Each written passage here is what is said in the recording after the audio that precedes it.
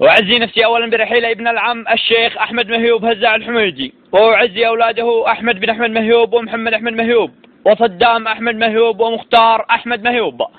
ونقول فيك يا رمز الوفاء بعد السلام: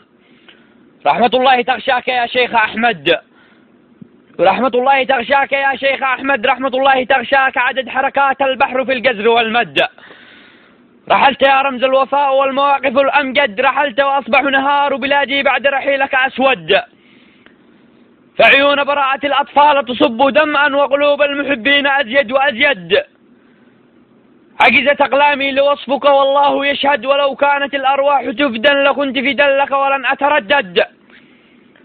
ولو كانت الأرواح تفدى لكنت فدا لك ولن أتردد.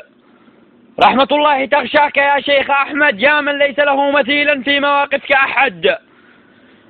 فالأرض تحتضن التراب بعد خطواتك، والماء بعد رحيلك صار يتجمد،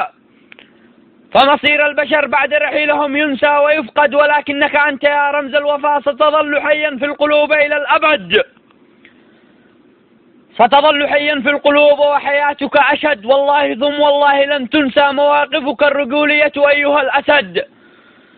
ستظل حيا ودهاء عقلك يسعد، وصفاء ذهنك للقضاء سيظل بعد رحيلك يتجدد. واختم أبيات شعري بالصلاة على أفضل الخلق محمد، صلى عليك الله عدد من صلى وسبح وعدد من سجد.